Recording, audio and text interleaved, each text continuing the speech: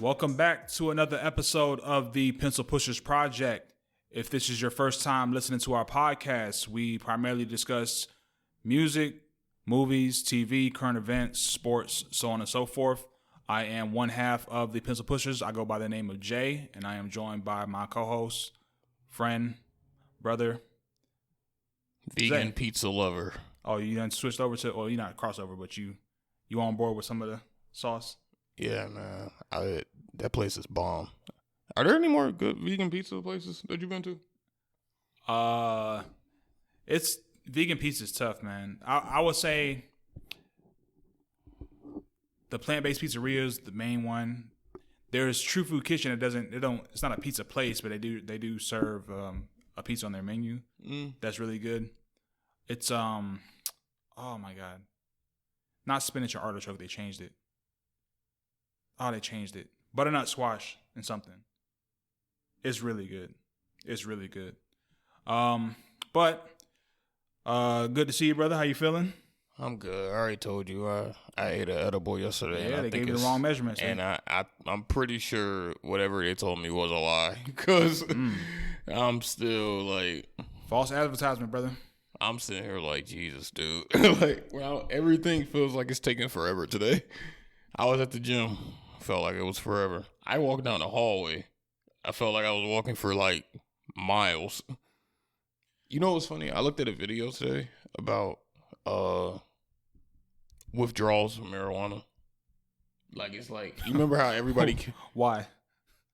So when I was in the gym, I got on the row machine. And I was like, instead of listening to music, I'm going to look up YouTube. And my YouTube feed is full of like a bunch of random shit. Like, I don't have like the usual YouTube feed where it pops up music videos and what's trending. Like, my shit is just like video games, science videos, you name it, it's probably right there. And one of the things that popped up was withdrawals from marijuana. I was like, I thought there were no withdrawal symptoms.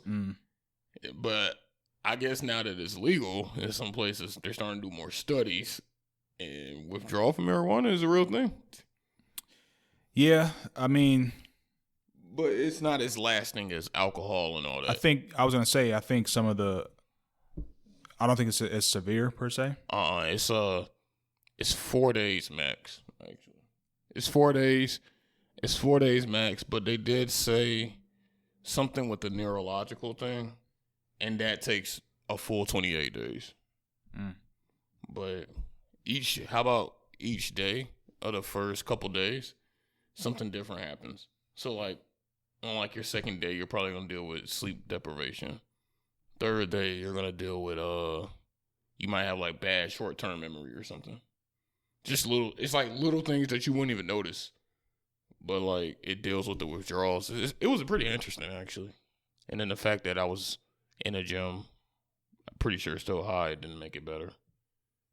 Probably not. And I had some bad pizza this week. That's what made me bring it up, though. Oh. Marco's disappointed me. I've heard of them. Marco's is normally good, bro. But my apartment does a half off on every third Wednesday of the month. And we took advantage, and I guess they were like, oh, y'all think we're going to give y'all the good shit, huh? They trying to get off that excess inventory. Yep. That shit was awful. So, sorry I'm talking a lot. Just kind of going through my week. No, I feel you. It seemed like it's been kind of a chaotic week as usual. A lot of stuff. Not a lot of stuff that happened, but a lot of stuff that happened.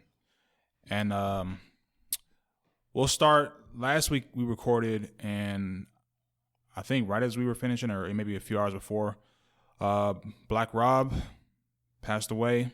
Yeah. Rest in peace to Black Rob. For those of you who may not remember who that is, he was the bad boy rapper who had the song Whoa, and had a few other hits after that. And there was, after the passing of DMX, he actually had a video on his Instagram where he was in the hospital. Wasn't doing that well, having some health complications and things like that. Ultimately, there was a GoFundMe that was coming out to try to help him with some of his, some of his medical expenses. And unfortunately, the brother did pass away last week. Just very, very sad to see him in that state. And one of the things that stuck out to me was he's 51 years old. Young. Not that old. So, Diddy put out a post, which there was a lot of backlash. I think anything that Diddy posted in regards to his previous artists, I don't think it's just ever going to go over well in the public space. Not. It's never. Just because of just the financial aspect of it. And what did they say? Why you didn't pay him? That's usually the main conversation, which I think, to me, it's a little dicey because, yes, you can say that as a terms of his agreement in business, but I mean, if a person's health is deteriorating, if a person worked in a factory for 20 years and dropped dead, do people blame the factory and say, hey, how come you didn't help him? How come you didn't? You know what I'm saying? People don't do that. You know what I mean? And I think at some point, men, we don't go to the doctor. I don't think that's Diddy's fault. I think as men, we just have a really bad habit of not getting checked out regularly. Mm-hmm. That's very true. The idea of a prostate exam is we don't even want to talk about it because we try to make sexual implications behind it. Mm-hmm. You feel what I'm saying? So I'm not saying this is Black Rob's case, but I can't say that it's Diddy's fault that Black Rob, passed. But I think just, if he didn't post anything, they would have killed him anyway. So damned if you do, damned if you don't. But I think unfortunately Diddy's kind of earned that reputation. So I don't have necessarily sympathy for him, but it is sad to see, like I said, another young artist passing away. Piggybacking off of that, Shock G from Digital Underground recently passed away. And that was kind of a shocker because that kind of came out of nowhere. There was no video about his, deteriorating health. There was at this point they just said he was found in a hotel in Tampa. Shit.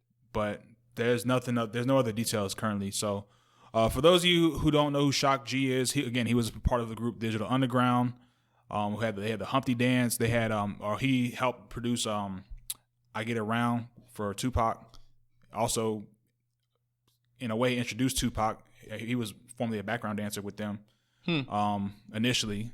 But wait, Tupac was a background dancer? Initially, yeah. I didn't know that. And then he got put on some songs with Digital Underground. And then that's kind of how he that's actually kind of how he broke into the rap part. Because initially he was like into like theater and acting and stuff like that. Mm-hmm. But 57 years old, again, young. So, rest in peace to Black Rob, rest in peace to Shock G. Absolutely. Rest in peace. And we don't want to start off with too much negativity, but we want to just send our condolences to those brothers here. Let's go back to last week because I think after we left, we had a game night, had a pretty good time. Game night was great. Game night was really, really good. That was a good night. A lot of interesting things happened. You found out some people can't handle the bottle. Yeah. Yeah. That's like one of the most damning things you can find out about your friends sometimes. Well, I think it's inevitable. I think you just wait and see. Like, yeah. I see you now. Yeah. I thought it was a really fun time. It was a little disappointing, and not in a bad way, but you kind of want everyone who's there to kind of play, in some capacity. You talking about the people who were sitting off to the side? Yeah. I mean, even if there's like just individual card games, even if y'all like, they don't have to be like in the main game, but even just if y'all playing cards, stuff like that. It wasn't like we was playing for money, but hey, everyone, when they came out, it was a good time, and I think I was telling you after the fact, I think it should be good to do like a monthly thing, something something of the sort every other month. Not, what I'm saying? Yeah, I know liquor's expensive, so I'm not gonna say. I mean, yeah, we spent as you can see. Hey, we spent a pretty little penny. Yeah, on this so game, if you was like once every quarter, nigga, I'd quarterly game night. Hey, our GoFundMe game night. Go. Hey, I want the top shelf. You're going to pay top shelf money, but it was no, it was fun, man. It was fun. It was a great night. Do you think? So when you find out your friends can't handle liquor, does it kind of make you view them differently? Nah. Sometimes, because sometimes there's that thing of trying to hang type of deal. If you can't nobody was trying to hang with this guy. I'm just saying, just if that's your boy. I don't know. I didn't know, but I didn't. I look, man. It caught me just as off guard as it caught y'all. Yo, when he dapped me up and he shoulder checked me like off the. He shoulder checked you? Yeah, I was like, brother, calm down. I think he was, but I think he was already like gone before he got there.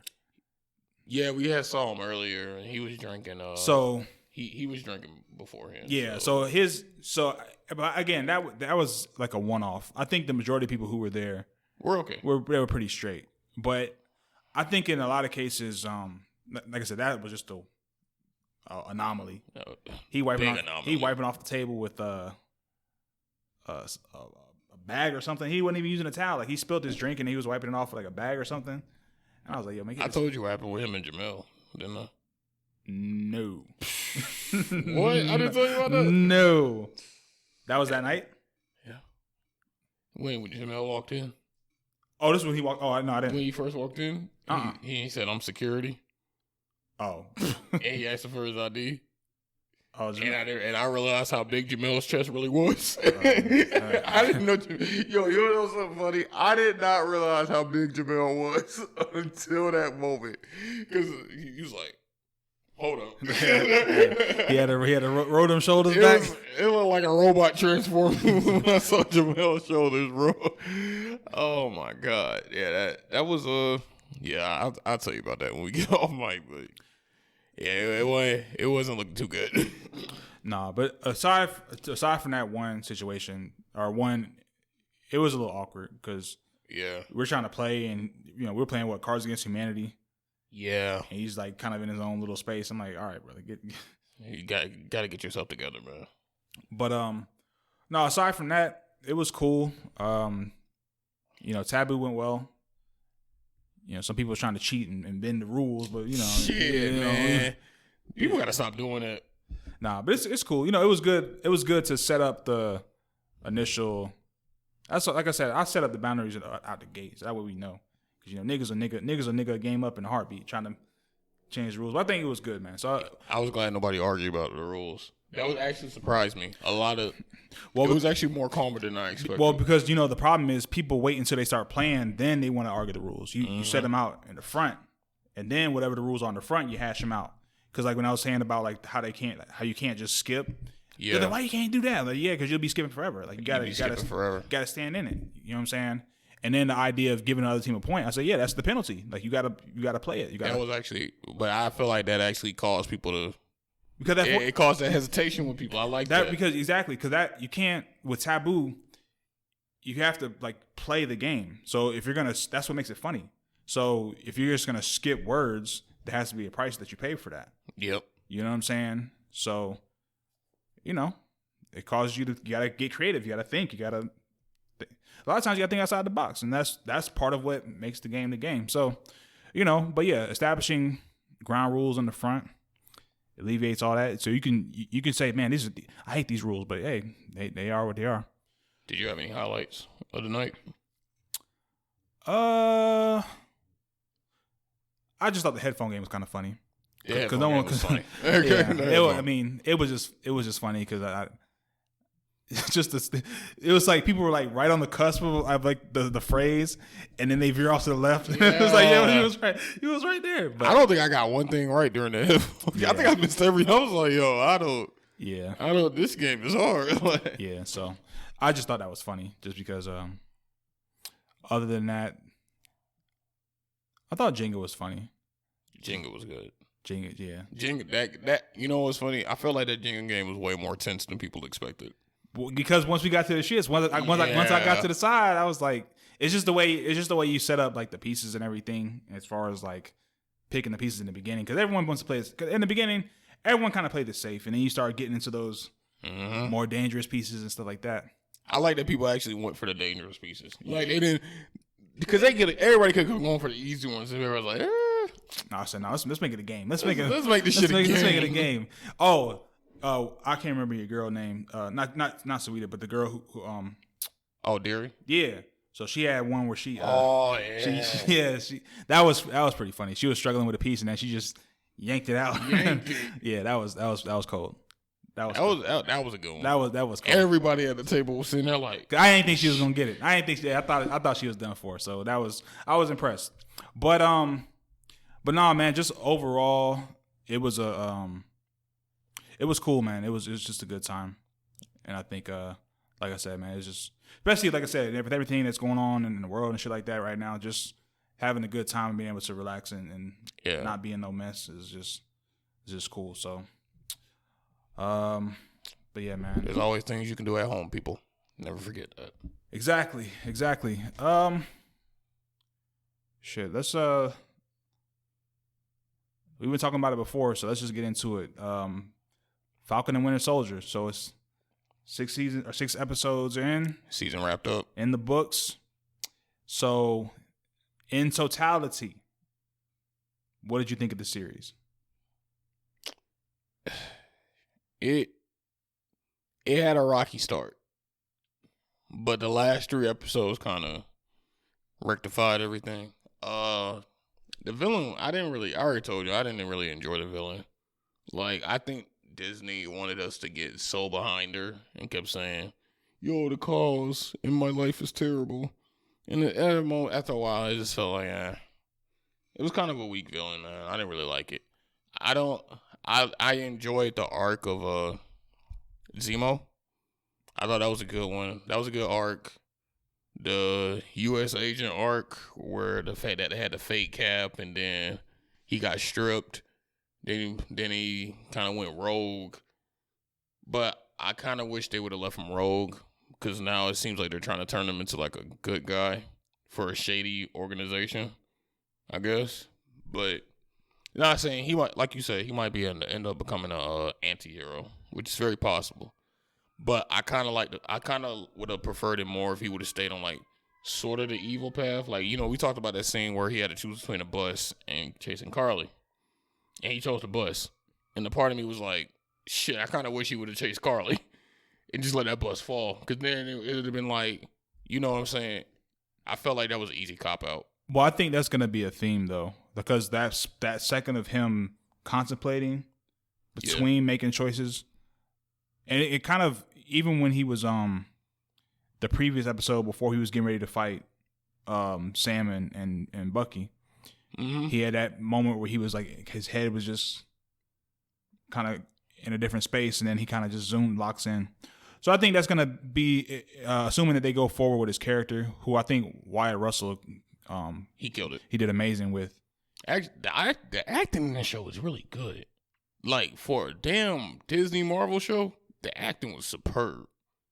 Honestly, I think, I already told you, I think it's going to be interesting seeing what political cards they play now. Because now that they introduce race as a factor in MCU, because, they never talked about it. But now that it's been out there and they brought it in such a major way, I'm not sitting there saying they're going to make, like, Us, Captain America for Us or something. But, I do think it's going to be interesting to see just how they like, I already told you, like, maybe he's going to be talking to Doctor Strange one day, and Doctor Strange is like, yo, I saw what you did on TV. Like, that was how they're going to acknowledge it going forward, especially with the announcement of Captain America for everything. So they introduced a lot of elements. I don't know how I feel about Sharon Carter being the villain, as we talked about. It's not that she became a villain, because I understand why, based off of what she talked about as her character, how other people got pardons for the part that they played, and she didn't get that same type of treatment, which is why she was in Madripoor or whatever in the first place. So I get why that came to be. The actress herself, I don't know. I don't know how. I just don't. She doesn't. I'm not sold on. Yeah, I think that's what it is for me. I don't look at her and think power broker. Yeah, if that makes sense. Because I think the one thing is, I think maybe the one thing that we didn't really see what she went through, in terms of, like, not only was she not pardoned and basically forced to live and survive in a different country, we never really got to see those steps. And I think that maybe would have maybe helped us empathize with her a little bit more. Or me, let me not say us, but it would have just helped me empathize with her a little bit more. So I think, but I mean, we'll see what happens. We'll see how this whole thing with her being a power broker, and let's see just what type of access that she has to other people to make things happen with the new resources that she has now. I very much was on the fence about this series when I saw the first trailer. Not even gonna lie to you, because of all the ones that the trailer was like the comedy, it was just comedy banter, right? Well, correct? Not even just that, but of all the ones that came out between Loki, WandaVision, and this one just seemed the least interesting. Okay, I can see that. And then as the series begins, things are starting to unfold, and I'm like, all right, Falcon and the Winter Soldier. I'm rocking with the Winter Soldier. I'm seeing what his character is having to deal with. The Falcon, and so far, maybe the first 2 episodes, I just was not rocking with him. And then somewhere in that 3rd episode or 4th one, but right around the time he started talking to Carly initially at the funeral, and then going forward into the next episode where he was talking to Isaiah Bradley, and then of course the season finale where he had the speech, you kind of saw how he can become the actual Captain America, and you just saw like the value of his character, the value that he brings in, and just how he approaches things, and the fact that like he said in the last episode that he doesn't have super serum, he's not a white dude, you know what I mean? And I like the conversation that he had with Isaiah Bradley, as I mentioned last week. I also like what he spoke about, how labels just force us to dance around the why. So I think so I think Carly's character, I never thought because I mean she's a teenage girl, so I never really thought that she was gonna be like a super huge threat. But the fact that she even got that far, I think, was enough to question. You know what I mean? So when he's talking to the senators and stuff at the end, he's trying to get them to really think about the root of the evil that they're trying to fight. And that was a very good monologue, by the way. It was great. It was phenomenal. That whole last episode was phenomenal. Like, I wasn't big. I know the suit is the comic book suit. I wasn't the biggest fan of it, but it didn't turn me off.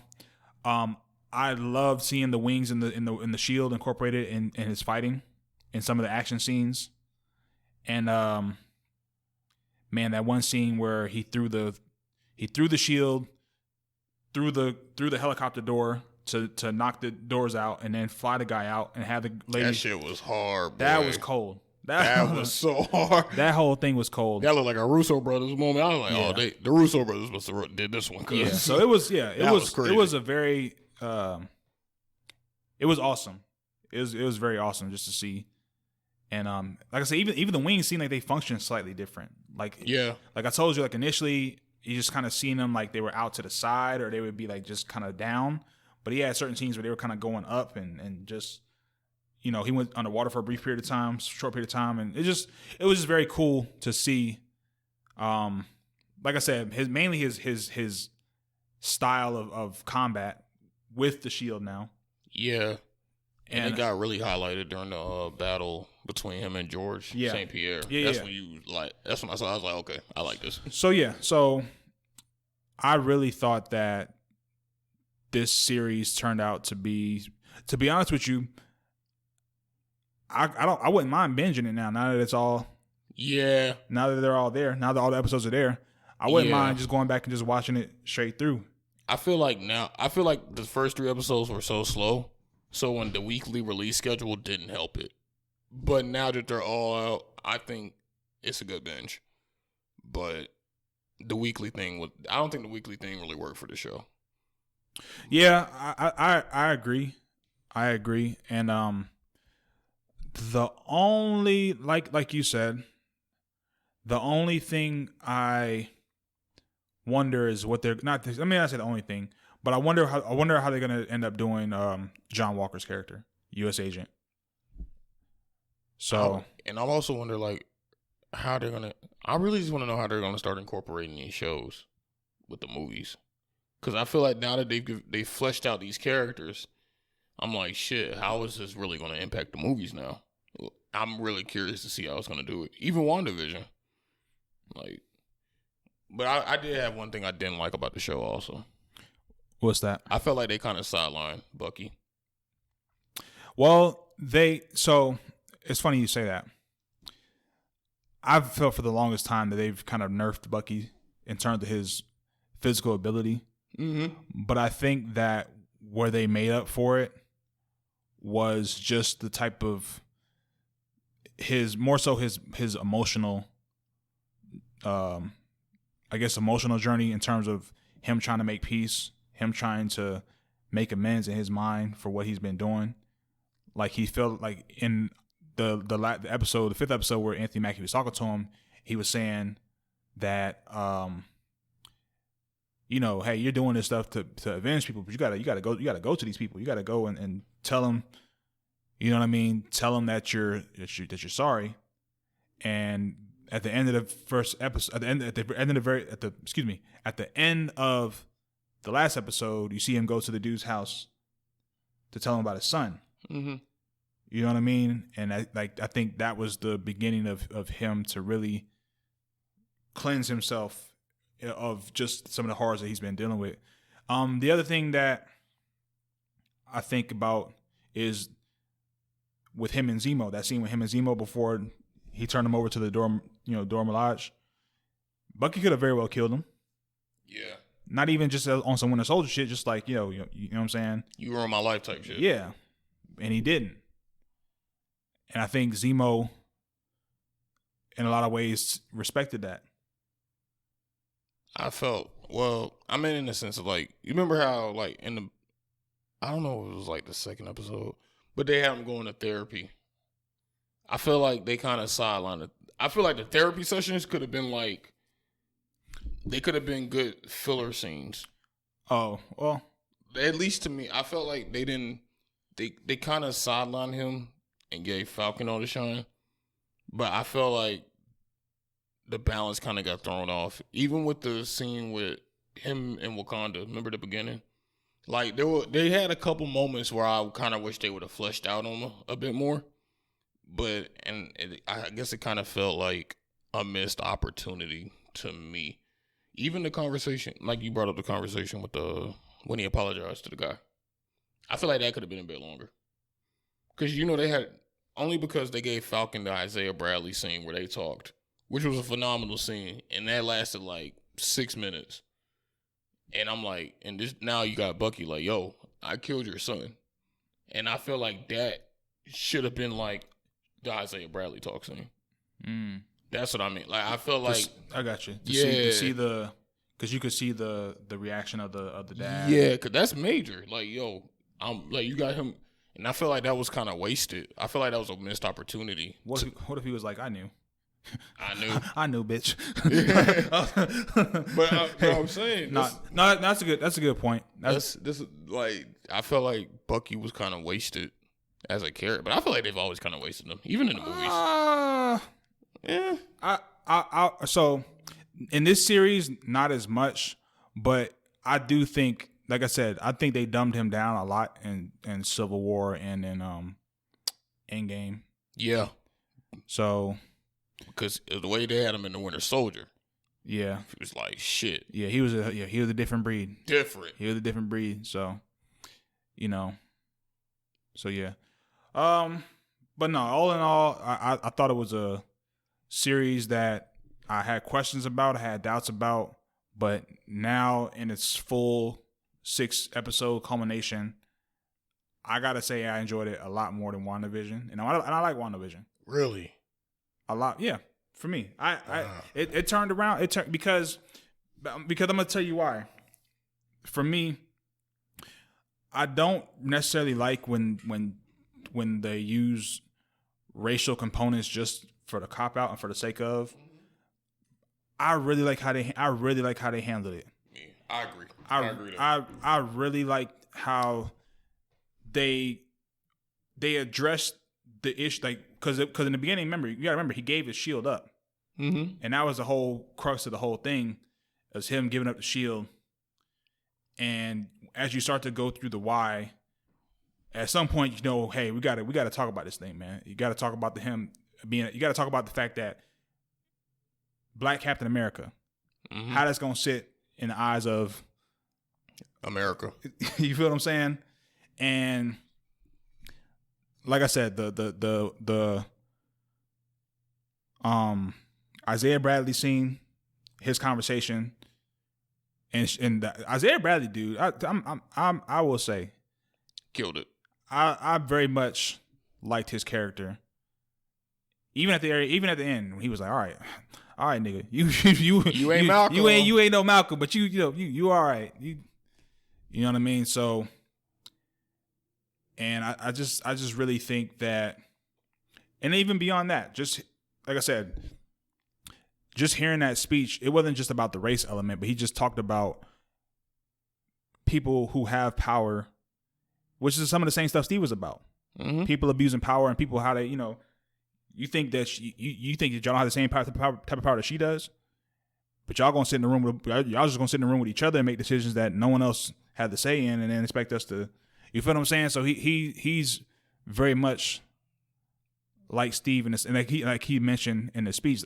It just really spoke to the value of him being introduced in that space now, to where he said, "Hey, this is uncomfortable for me, but that's good. Now y'all know what it's like to be in a situation where y'all don't have all the answers. Y'all don't have the so." And when I say I enjoyed it more, it doesn't mean I enjoyed WandaVision a lot. It's just they were so different, which is good. But what Falcon and Winter Soldier brought out to me, I enjoyed it. Because to be honest with you, a lot of the other characters I liked a lot more. Like John Walker, I love John Walker's character. Yeah, you feel what I'm saying? They did a great job with him.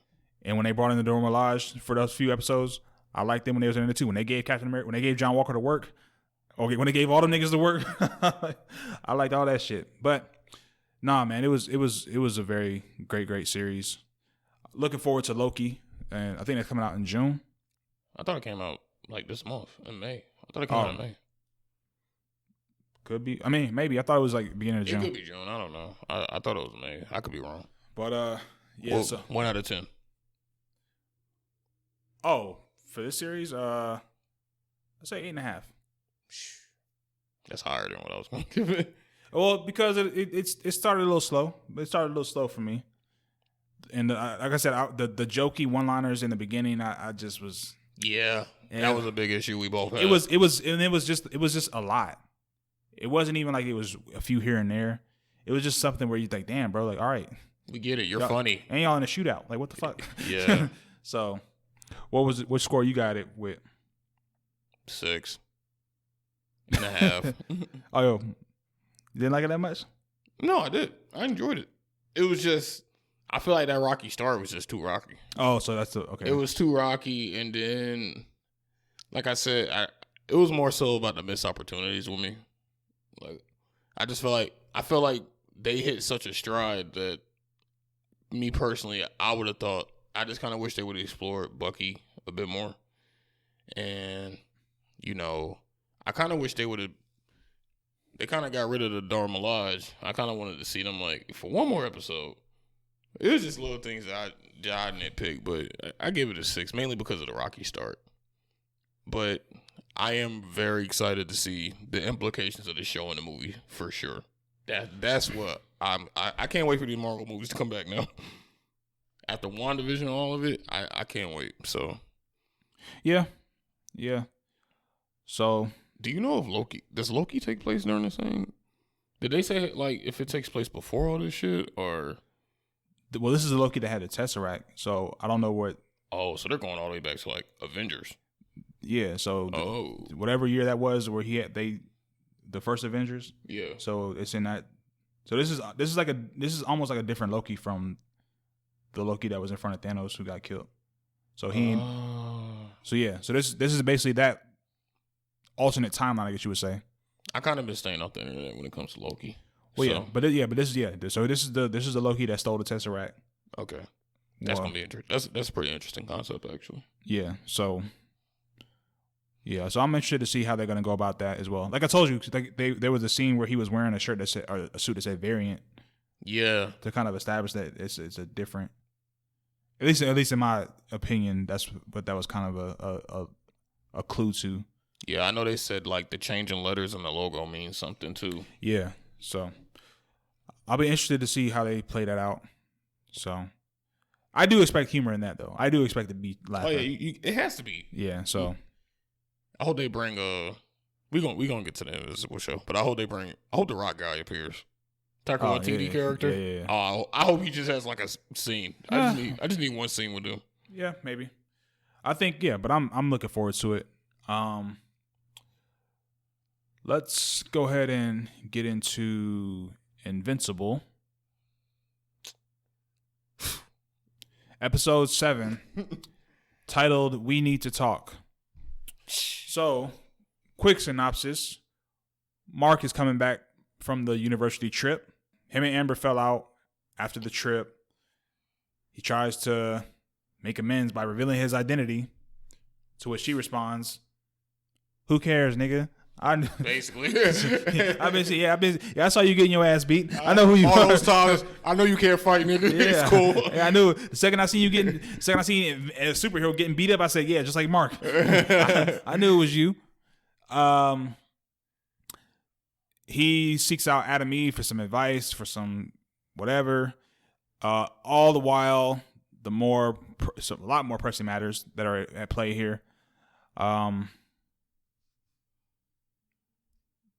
Freaking what an episode! Yeah, I don't even know how else to put it. All right. So that's one piece of it. There's like 3 different stories going on at once.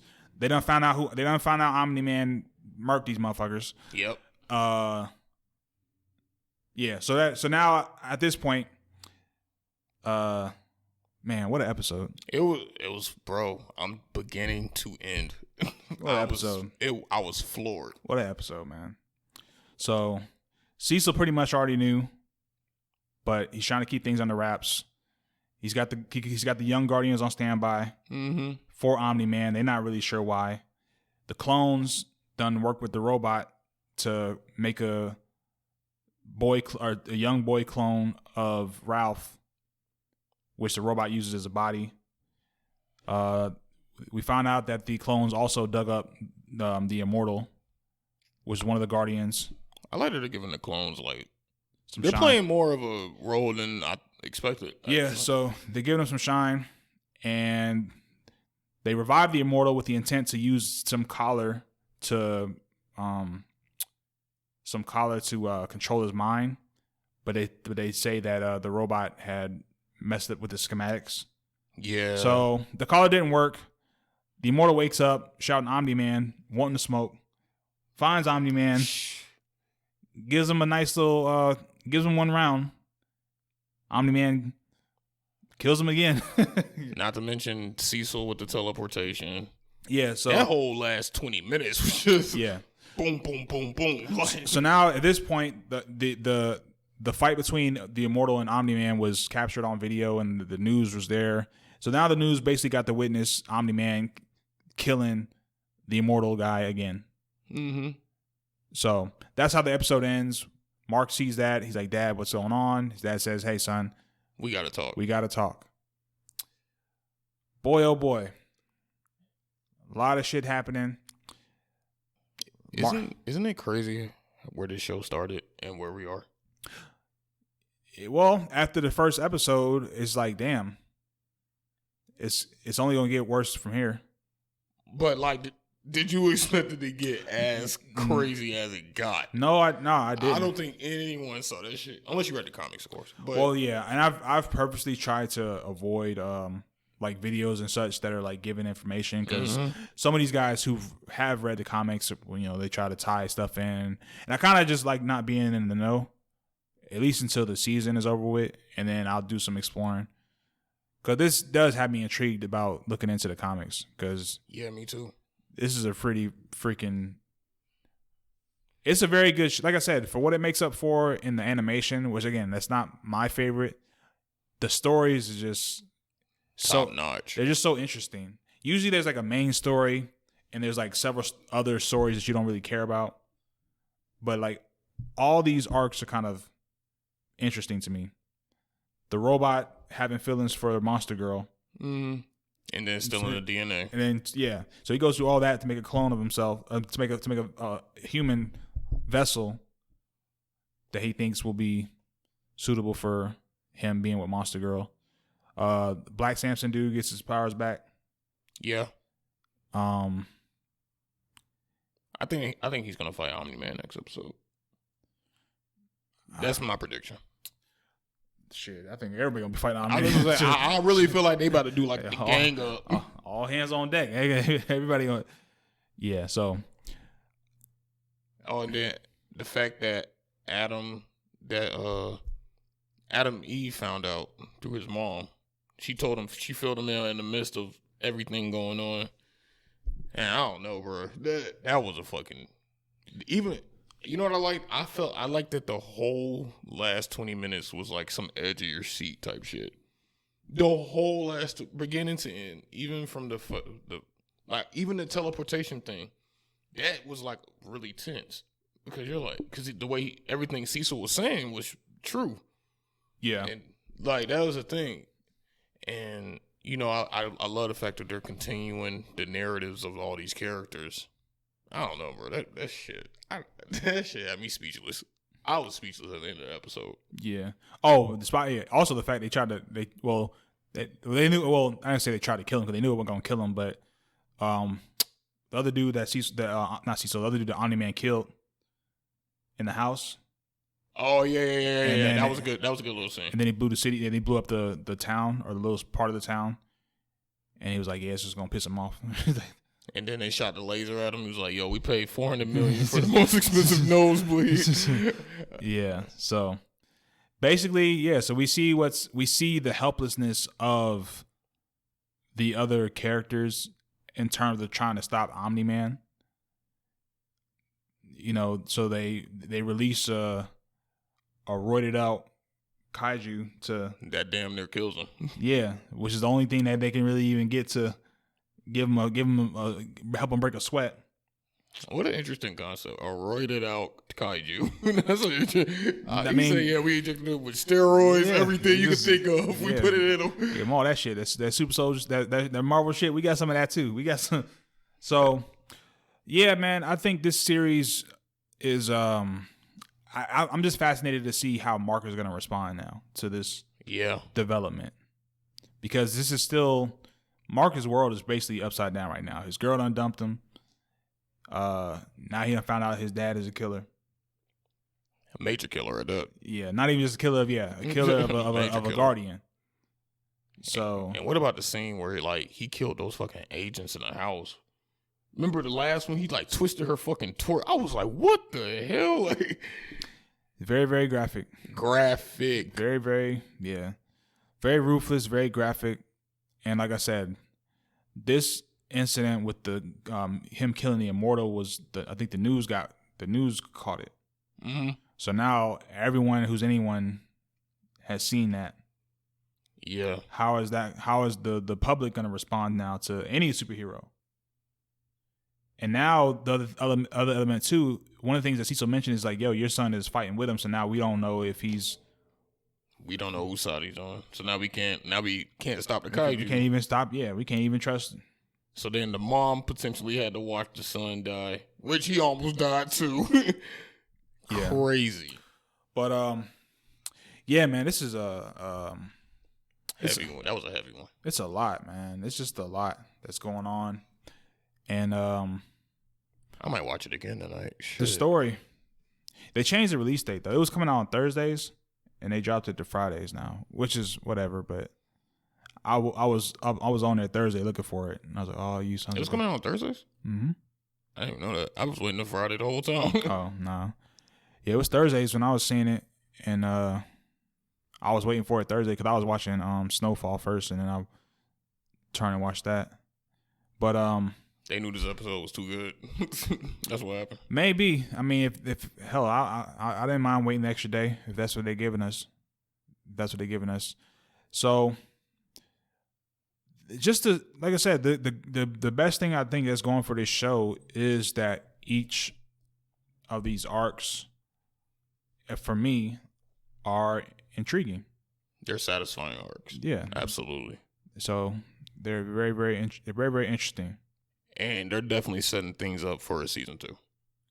Oh, without a doubt. Because like even Mahershala Ali's character, I thought about him. I was like, shit, I forgot that happened.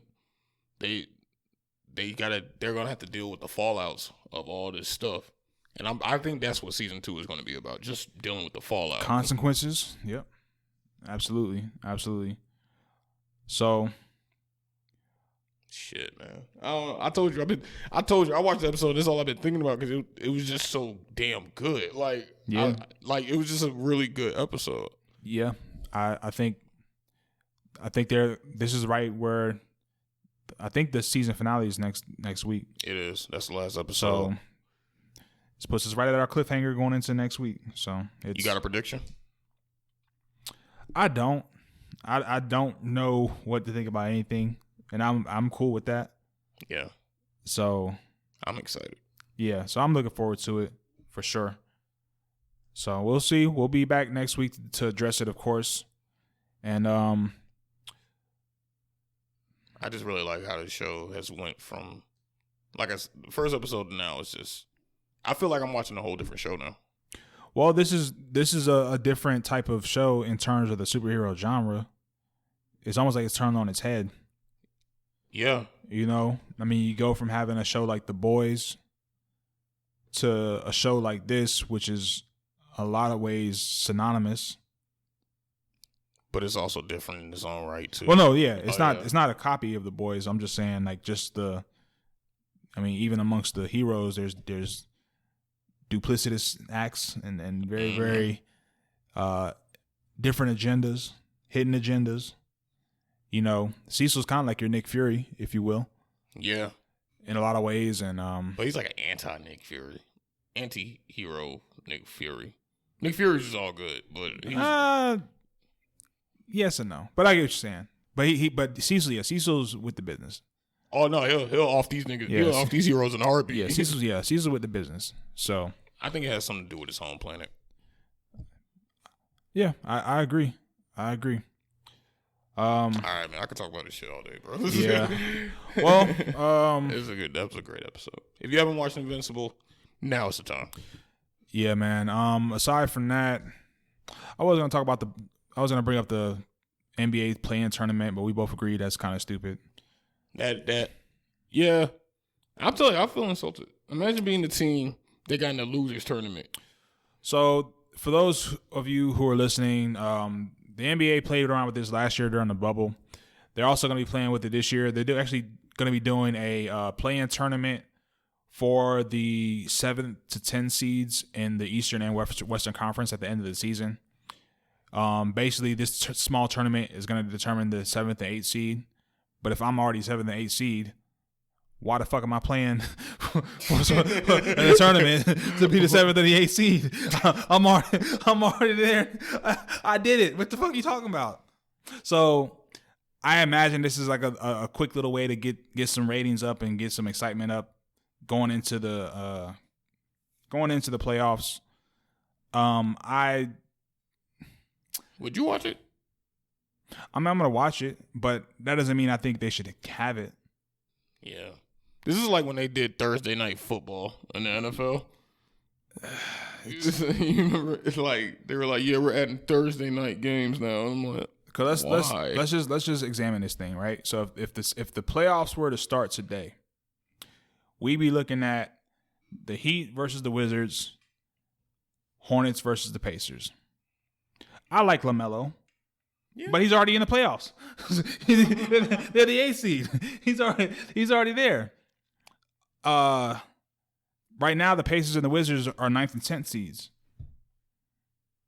I like Russell Westbrook and I like Bradley Beal, but sorry. Yeah. You didn't make it, Doc. And if we was going to the West, if the playoffs were to start today, the play-in series would be Blazers and the Spurs, Grizzlies and the Warriors. Blazers and Grizzlies are already in. I don't want to watch the Grizzlies and the Warriors, man. So what they're trying to do is they're trying to get Steph Curry to sneak his ass into the playoffs. What if they really did all this shit for real? Come on, nigga. Hey, we're doing everything we can. Do your part, boy. That's funny, actually. That motherfucker been doing his part. I don't know if you've been watching him lately. Oh, no, he didn't, bro. That nigga been cooking. He's been going crazy. He has been cooking. But I just think this is a very, very bad idea. Like I said, a better idea for me would just have, it'd be better to have the top 16 teams, period. Yeah, I guess I think that would probably fare better. It's because now you have pretty much the best of the best, just across the board, not even conference related or whatever. Shit, you got an NCAA tournament on your hands at that point. Yeah, man, but it's the reason. Upsets. It's the reason the Spurs are 10th. Because they're not that good. They're not that good, man. Like, it's just, I think they got to shut this thing down, man. They got to shut it down. So wait, is it like official? I don't know if it's going to be this year, yes. Shit. I don't know if it's going to be a long-standing thing, but this year, yes. It'll be the weekend preceding the playoffs, they'll have the games. And then those games determine the 7th. Like, what if you're the 7th seed, and then somehow you end up the 8th seed? And you have the 7th seed with a favorable matchup, and then you end up in the 8th seed with the niggas that you didn't want to see. yo, man. I'm just saying, like, not that the Heat would beat the Sixers per se, because I think the Sixers are too, but Did they say if it's so is it like an elimination tournament? Oh, okay, so it's single elimination? Yeah. Okay. Single elimination. So I'm just saying, bro. Like I just don't think it's a good idea. I don't think it is either. You have 72, or in this case 62. You have 62 games to make your case. And then we've already seen what happens when, let's say you do win. Are they playing to make it into the playoffs? Okay, you got a tired ass team. They just finished playing, and now they're going to the playoffs tired. Because we've actually already seen what happens. Because that shit is real. These players be needing like a week off from one damn game. Yeah, not even just that. Yeah. The team that's not even really that good just happens this weekend, and now you have a terrible ass, a blowout, terrible ass series. Yeah. It just doesn't fare well for me. Let's see. Have you been watching the NBA a lot? No, I haven't really been watching sports this year, honestly. I've been catching all the highlights. And... Too much political affairs, huh? Get off your knees, niggers. I don't want any. Shut up and dribble. Hey, that shit's crazy. Yeah, well. I just really haven't. I don't know. It's some. I think when sports kind of fell off, I think it kind of, we talked about it. I feel like my interest kind of started waning, even in music. Like, I'm just like, it came out, I guess, but. Well, it's interesting. Like, sports has been, for the longest time, I think, a means of escapism. The same with music. And when those things were taken away for a brief period of time, I think we just found different things, different levels of, or avenues of escapism. So now when basketball came back, it was like, okay, cool, but. Now I'm watching anime. Exactly. I'm not saying it's bad. I'm just saying, like... Yeah, which one of y'all niggas who do water breathing technique? None of you. Exactly. None of yous. Like, I'm sitting here about to buy tickets to go watch an anime movie in theaters. And I just started watching anime, 2 months ago? Like, that's the thing. I don't know. I feel like my interest kind of changed in the midst of this pandemic, for real. It's crazy. Yeah. So I think, I've been watching some of the games, and like I said, another thing that's kind of been, in my opinion, kind of jacking the games up is that they've condensed the season, so there's been a ton of injuries. Yeah, I have been seeing that. Actually. There've been a ton of injuries, and it's just interesting seeing like the of course, a fan will never really empathize with millionaires. They say, "Hey, you niggas get paid $1 million. Go to crowd therapy, nigga. Relax." But playing at a high level at that condensed time period is gonna lead to injury. It's just ain't no ways around it. So, I just don't. I don't think that the product that is being presented right now is the best overall. It's good because we don't. I mean, it's not like we have much else, but it's just too much that's not there. Even the fans, like I said, it's just amazing to see the difference in just not having fans there. Yeah, it makes a huge difference. It's crazy. It's just really crazy. Imagine Kawhi Leonard shot with no fans. Imagine that. That's what I'm saying. I mean, imagine Luka shot with fans. Exactly. So it's just, yeah, man. It's tough. It's a tough thing. Nothing else really with sports. We touched on the Aaron Donald thing last week. That shit's still messed up. Yeah, man. That's messed up, man. I finally saw the video. Yeah, and I was like, "Yo, they gave that boy the Invincible." Yeah, they did. They gave that boy the Mark Grayson. they was beating the shit out of this dude. I'm like, "Yo, you tried to. Aaron Donald was like, yo, fucking, that was your life support. Yeah, you're lucky, and you tried to sue this man. Come on, bro." Yeah.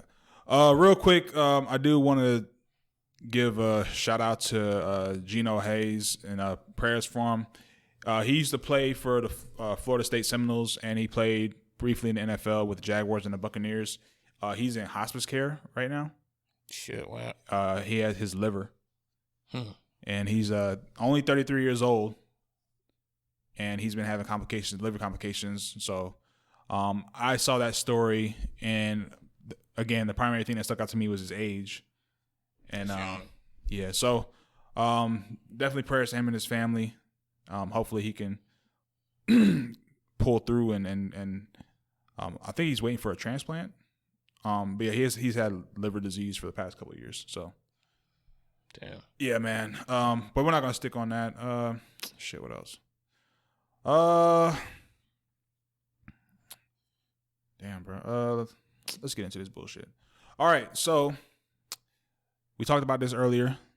The Senate just passed the hate crime bill, COVID-19 hate crime bill, which is basically their response to a wave of violence against Asian Americans.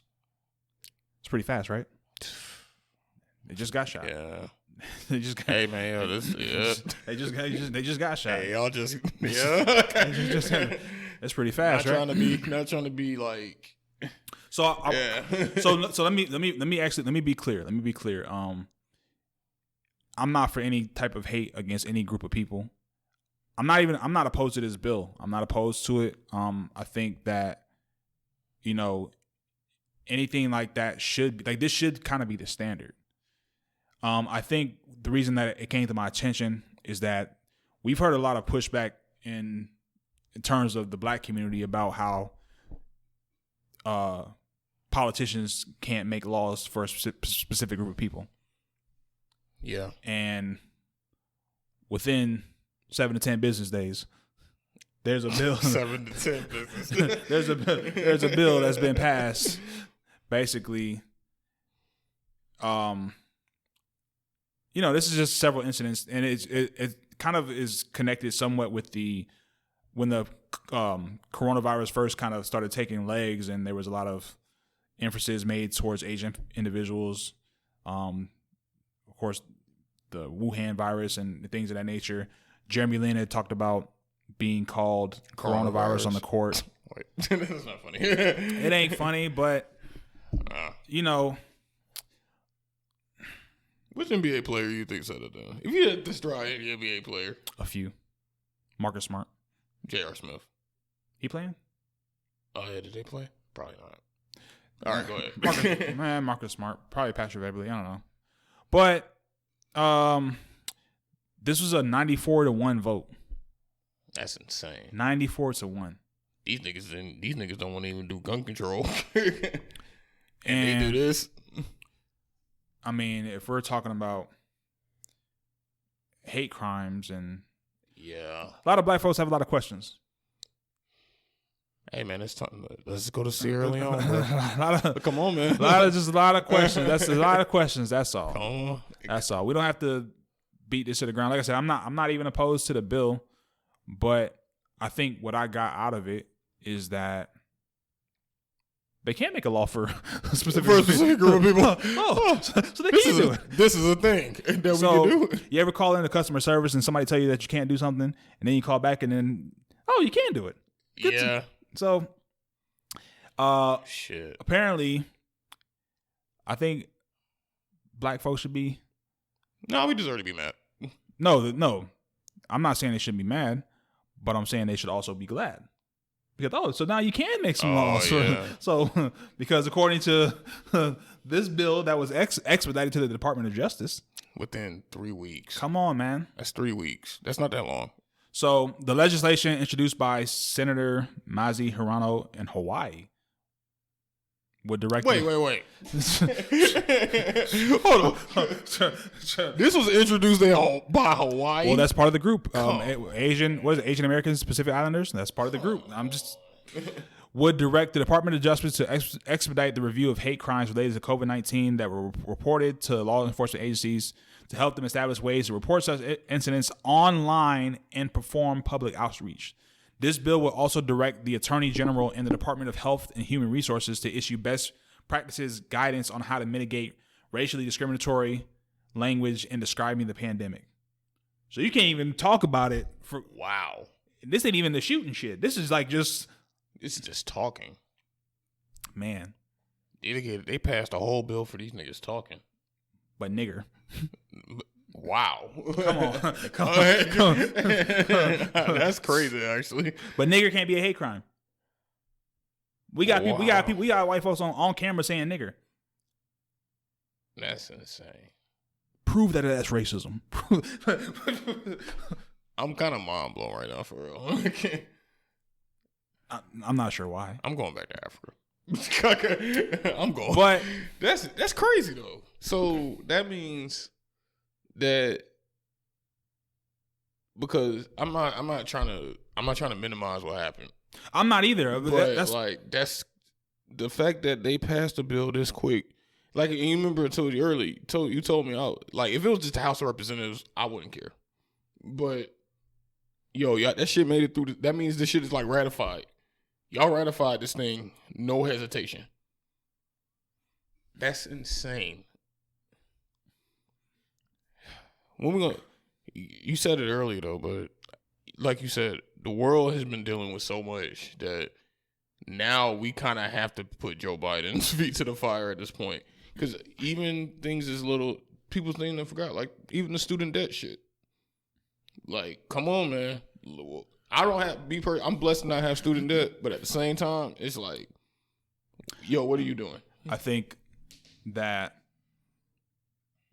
it's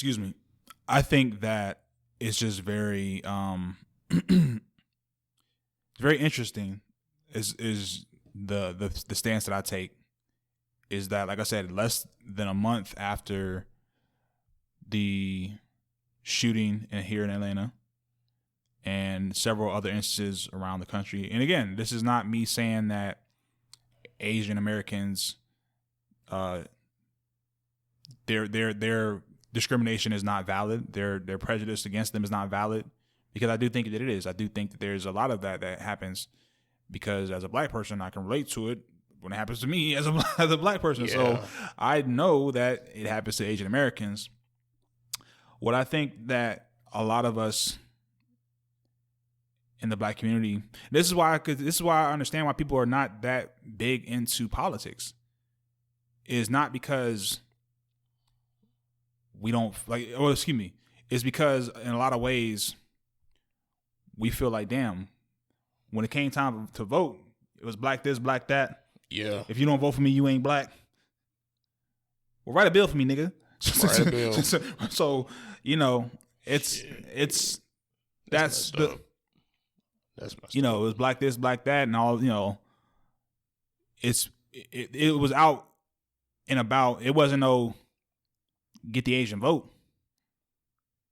We were trying to win the election. Mm-hmm. You feel what I'm saying? And now black people, as we're on the backs of finally getting a guilty conviction of an officer who killed a black man on camera, juxtaposed with another incident that happened on the same day of a young lady, a young teenage girl who was gunned down by a police officer the same day. And we'll get to that a little bit, in short, in a second, because I want to wait for more information about that before we really get into that. Mm. But, you know, this is one of the things that a lot of us have a hard time with the government, is that we get told one thing and that a different thing happens for a different group. We've been getting mowed down left and right for over a century. Longer than that, maybe. More than that. Shit, it's been a nice little minute. More than that, and shit, you know, that's insane. They getting bills expedited to the Department of Justice. So I'm genuinely like shocked right now. The thing that did it for me was when you said Hawaii introduced it. Like saying, I know they have land, like they have that ethnicity. Well, it's like, part of the. So that whole group is considered Asian American / Pacific Islanders. Yeah. So that's like the group in terms of how they segregate the bill. But that's crazy. Yeah, man. So it's crazy, right? So last week, I'm getting mad. Let's no. We'll move on because I do want to talk about this because we didn't really tap into it last week. Oh no, pardon me. The verdict just came out this week. Excuse me. The verdict wasn't out. Excuse me. So, Derek Chauvin was convicted in the murder of George Floyd, and we were texting about the time that they were going to be doing the delivering the verdict. Mm-hmm. And I'm not gonna hold you, bro. I was surprised. No, me too. I was surprised. You know what's funny? I was telling my girl, I said, he's going to get off. I said that. I said, he's going to get off. She's like, no, it's too many eyes on this case. I'm like, dude, it's eyes on every case. Well. But even though this was different because this didn't spark a protest. Dude, it was different. But history. So it's hard to go against history. My initial response, and again, to be honest, after the surprise is, okay, when's the sentencing? June. Right. That should make people nervous. So for me, I'm the type of person who I don't celebrate until I get to the finish line type of deal. So what was it, last year, 2 years ago, when Amber Geiger was found guilty? Yeah. In killing Botham Jean. And we waited to see what the sentencing was. And when that lady said 10 years. 10. The gut punch that was felt from that. I mean, on top of the fact that the brother hugged her and the judge, I'm not even gonna get into that. But I'm not even gonna get into that. But it didn't feel like a win. It didn't feel like quote unquote justice. You know, it was the legal process. It felt like the legal process playing out. So here we are again, and Derek Chauvin was found guilty of second degree, third degree murder, and then second degree manslaughter. So I believe that the second degree murder, the maximum is 40 years for that. Third degree, max is 25 years. And then the second degree manslaughter, the max is 10 years and or $20,000. He's going to get that $20,000. In totality, I don't even want to ask how much you think he's going to get. You don't really want to ask? All right. I don't want to ask. But it's just what was your thoughts, I guess, after the sentencing? Or the verdict? I was relieved. I mean, because honestly, if he would have got innocent, I normally don't cry, but I feel like I might have cried if they would have been like, yo, he's innocent. I would have been like, yo, no fucking way. Because I didn't want to be right. You know what I'm saying? The fact, and I feel like that's kind of scary. The fact that I even have, even though we all witnessed it on camera, the fact that I even have a question that, yeah, he's probably gonna get off. Like, that's not a good feeling to have. I'm not sure. It wasn't me trying to be cynical or anything. It's just that when you seen so many of these cases, and you seen how these officers get these preferential treatments, it's kind of like, this is kind of what you expect. I think it's hard to. I think it's just an empty feeling, losing faith. Yeah. And managing your expectations to the most pessimistic outcome. Yeah. And I think that's what's disheartening for me. Even after I should have been relieved that he was convicted on all 3 charges, or found guilty on all 3 charges. I wasn't relieved. I was in limbo. I'm still in limbo. Mm-hmm. I'm still in limbo because it's just like there's still another piece to this. And you know,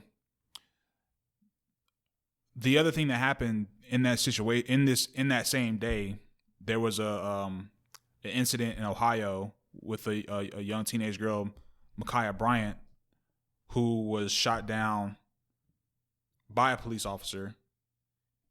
On the same day, a police officer has been found guilty of the murder of someone else.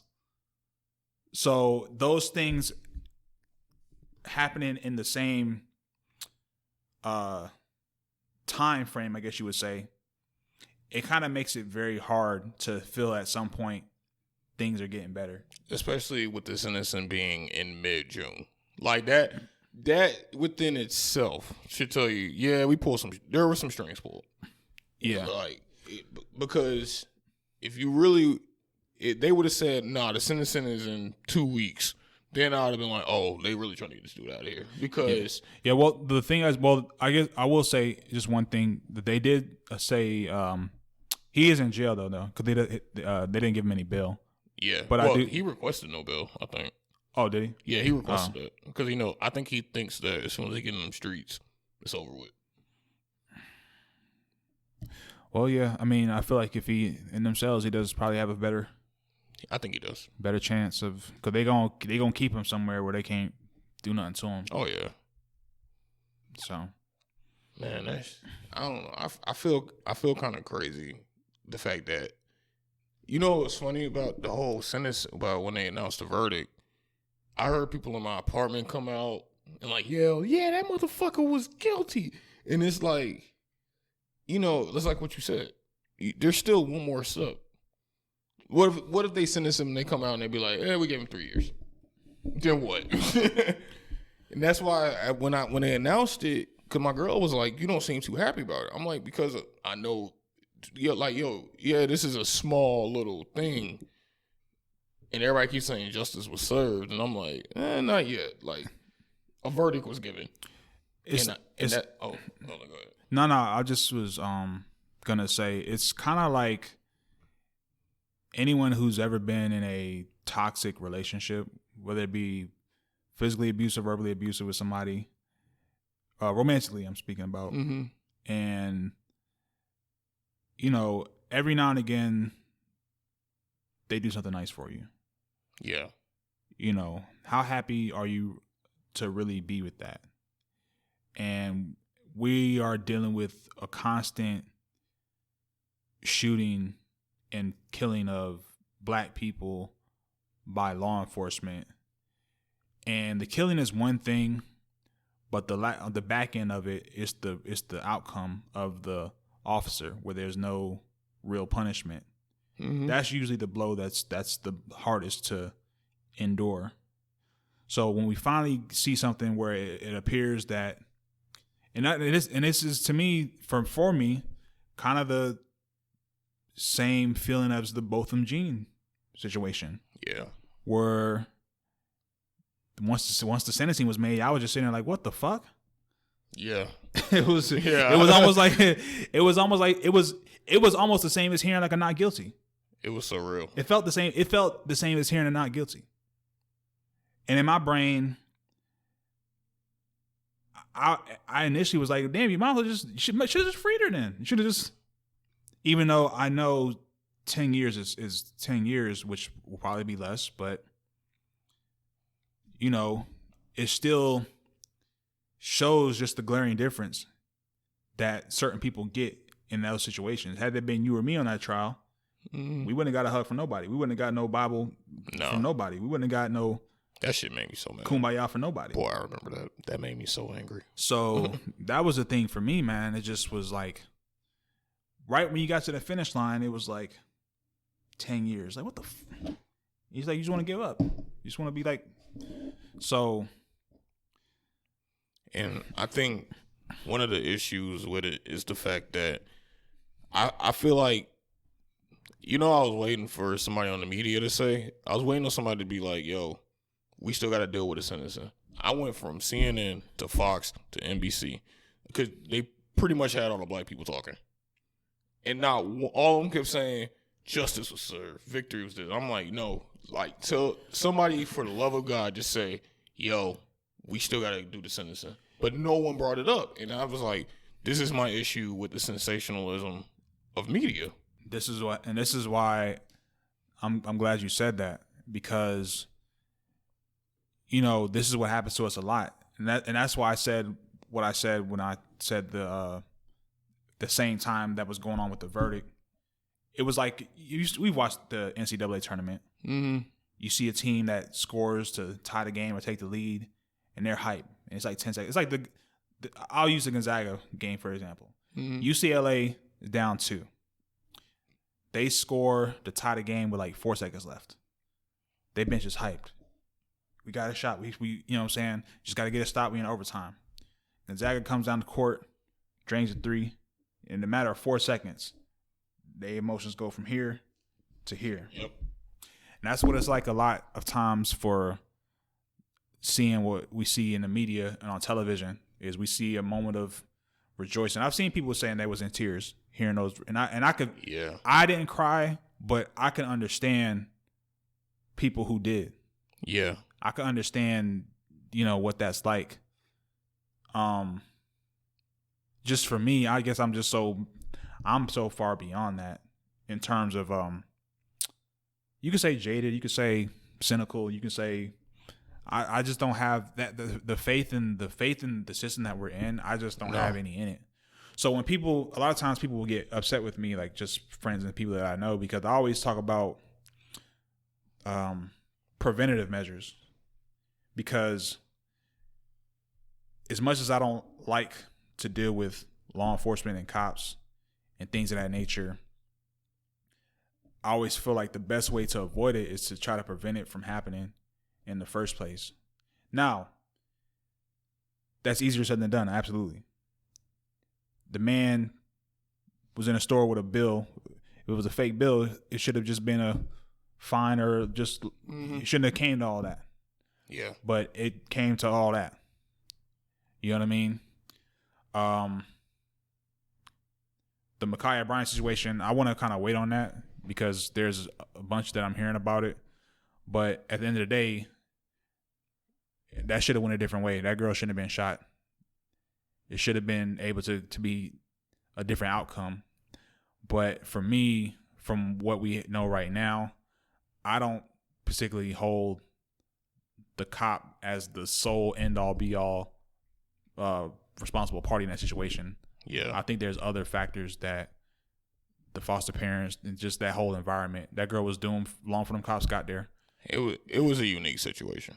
This is a unique one. So yeah, so it's just complicated. But it's one of the things that I've always thought about was just the idea of just us as a community. We should be the ones that are controlling or trying to police ourselves in a lot of ways. And the reason I say that is because if we're always seeing how it ends up with when law enforcement gets involved, then we need, in my opinion, we need to try to find a way to resolve conflict without the involvement of law enforcement. Mm-hmm. You feel what I'm saying? So, like, just as a personal measure, I'm not the type of person to get into fights with people that I don't know, especially now. Yeah, everybody got guns it's now. too unpredictable now. Everybody got guns now. If we bump shoulders, hey, bro, my bad. No big deal. Step in my shoe, hey, bro, no big deal. You got it. If we get in a heated argument, I just leave. Like we talked about the King Von situation, and I said the same thing back then. I said if I'm in a situation where I know it's static, I'm just gonna leave. Yeah, I'm just gonna leave. You feel what I'm saying? The world has gone in a place now to where the value of life is just not that valuable. And this goes well beyond law enforcement. We just seen the kid, the dude or the young man who went to FedEx and shot up 8 of his old coworkers. You feel what I'm saying? Like we see it every day. And it's just like, it's very, that's why like even like with situations where, let's say you're with your lady or with, you're with women, it's still like, I even have to tell sometimes with women to assess stuff like, yo, you can't just be running in people's faces now. You can't just be, don't, and it's not all women, of course, but like situations, once they escalate, I feel like there is a point to where that, once it becomes self-sustaining, it ain't going to go no good way. There's no outcome that comes up. There's no outcome that ends up without someone being harmed or killed. So in a way, you have to try to see certain outcomes that happen before you leave. Like, for example, if I go to a club or a lounge, I am going to look to see who's all in there. I'm going to look to see where the exits are. I'm going to look to see what the energy's like. Mm-hmm. I assess all that stuff when I go to, especially around people I don't know. I'm going to look to assess all that stuff in the beginning. And should I have to do that? No. But that's the world we live in. That is the world that we live in. And I think for Black people, we have to find a way to, look after each other. We see the track record of law enforcement. We see the track record of other individuals who are not in our community. When they interject, we see the outcomes. Unfortunately, within our own community, we see the outcomes of conflict over something minuscule that gets escalated and somebody died. Like, what's my man? Dude from Pretty Ricky. Oh, just got shot. Yeah, over a chain. I forgot his name. Baby Blue or something like that. Yeah, just got shot over a chain. You know what I mean? I ain't dying for no damn jury. Take it. But that's what we say though. Like that's you see like that's where, because there's always a conversation about victim blaming versus having common sense. Because if, let's say I ran up on you, right? Mm-hmm. And I tried to take your jewelry, and you fought me for the jewelry, and I shot you, right? We would say, hey man, you should just gave the chain up. Yeah. But now that's victim blaming now. Yeah. Now you can't say that, and you can't say that today because that's victim blaming. Instead of just saying the logical way the way that gets you to go home. Sometimes you have to outweigh because it's your chain. So technically, you would have the right to defend yourself and your chain. Mm-hmm. But realistically speaking, give the chain up, go home. Go home. But we're in a space now to where we think about what our rights are and what's fair, and that's not always how the world works. And I've been babbling too long, but just basically, long story short, man, I like I said, I want to have faith in this justice system at some point. I don't think it'll happen in my lifetime, but I always just try to examine possible solutions that we can have in our community. And I just imagine I imagine if we had a stronger community, we could get a damn hate bill fast track. Mm-hmm. But our issue is we get too excited over it. Because I feel like a half of this shit is really just people who just get too excited over things, and then the media, like I said, the sensationalism. You hit the point. That's a thing. You hit the nail on the head. You mentioned, like you said, I think a lot of times we're very easily. This is men and women of our people, and I hate to say it, but we don't have a very good job of handling our emotions. So we're very easily manipulated by certain things in the media. And there's certain buzzwords that get used to where even if a story comes out, the very first thing they'll say is they'll use words black man, white cop, or black woman, or they because they know that's gonna be the fuel that galvanizes the engine. Mm-hmm. And then we tend to just latch onto that, and then we want to be the first. We respond to the first piece of information, and then as more information comes out, we're already married to our idea, so it's hard for us to break out of that. But I think a lot of times the media knows that stuff. Hell, look at the election.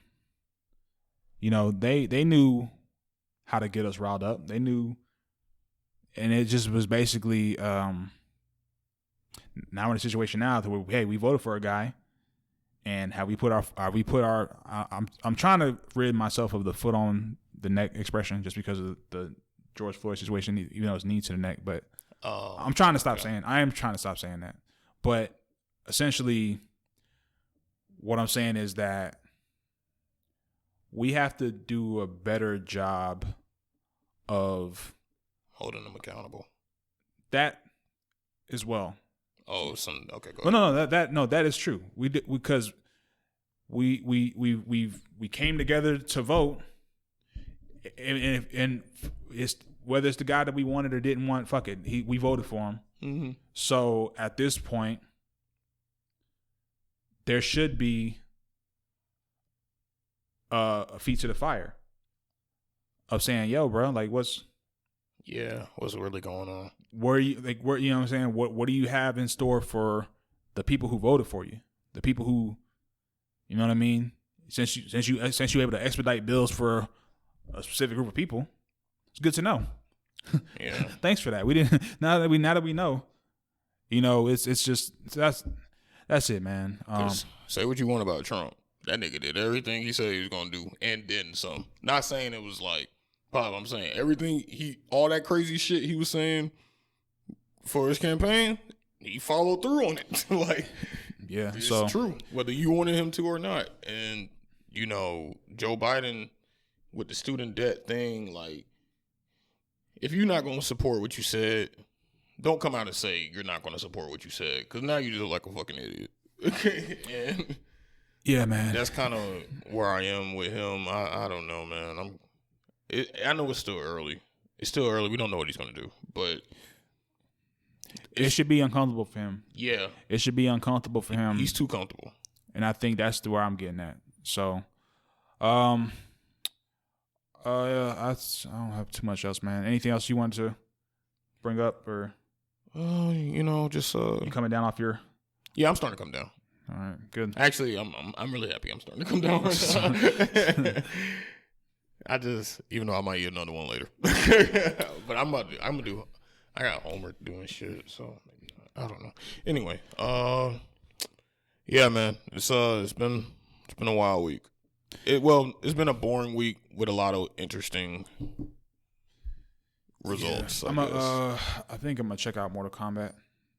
Oh yeah, tomorrow. Demon Slayer. Which one are you watching first? I'll probably watch Mortal Kombat. You going to the theater or you gonna watch it at the crib? I've been thinking about that. I think I'm gonna watch it at the house. A part of me wants to watch it at the house and a part of me wants to watch it at the theater. Yeah, I know. I just been the reviews I've been hearing about it is it's been mixed. But I first said I wanted to watch it in theaters. I may still hold to that. I still may hold true to that. But I got AMC A-list. I got HBO Max now, so I might as well just But no, I'll flip a coin. I'll just do the old coin flip. I got A-list, and how about I found out Demon Slayer was excluded from my A-list? I was like, these bitches. So I gotta actually pay to go see it. So I was like, yeah, I'll catch the matinee. I don't know the last time I paid to go to a movie, man. That's crazy. So I was kind of pissed about that. But I got Mortal Kombat on my list. There you go. So I was like, yeah, I might go see it. If I had to pay to see Mortal Kombat, then I'd probably watch it. But the fact that I got A-list, I'm like, yeah, I might go see it in the theater. Yeah, man. So yeah, I'll check it out this week and then we can chop it up. My only thing is just if the fighting's good and the fatalities is good, I'm cool. I don't give a damn about the. I do. I like the lore. I play the video games though. Yeah, I mean, I get it. I just remembering the first one, the story wasn't like the greatest, but when you talking about the one from like the 90s? Yeah, I can't go off of that. But I know, but I know it's a way different time. But I'm just saying, like when all those fights are kind of memorable though. Like Johnny Cage fighting Scorpion in the woods, then like the little hell, and then Liu Kang fighting Sub-Zero, then he fought Reptile. As long as it's not like Annihilation. No, that's different. Boy, no, I'm not. Well, Annihilation was poof. Nah, buddy. Yeah, that shit was trash. That CGI fight scene at the with the dragon. I just hated Jax's arms. He had them fucking them little shells. They were like metal shells. It was like,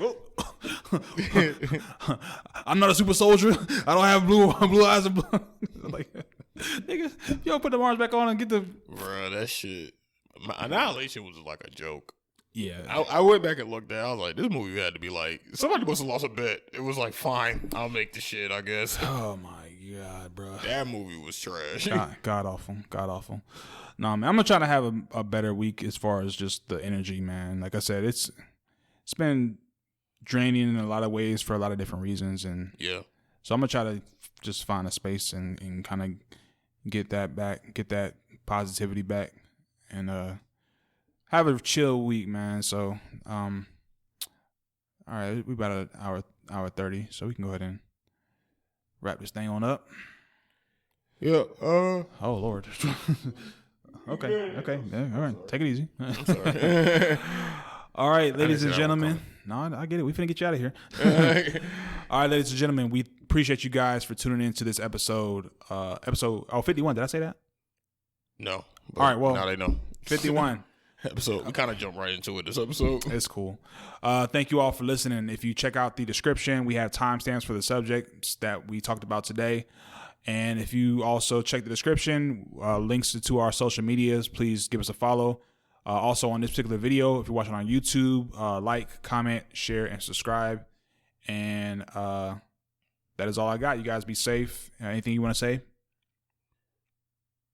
No. So be it. Nah, I ain't got nothing for y'all this week. Just, oh yeah, I do. Stop getting excited over little things. There we go. Well, little things that we don't know the outcome of yet. There we go. So yeah, so just hold your applause to the end, please. All right, ladies and gentlemen, you all have a good week, and we'll see you next time. Peace.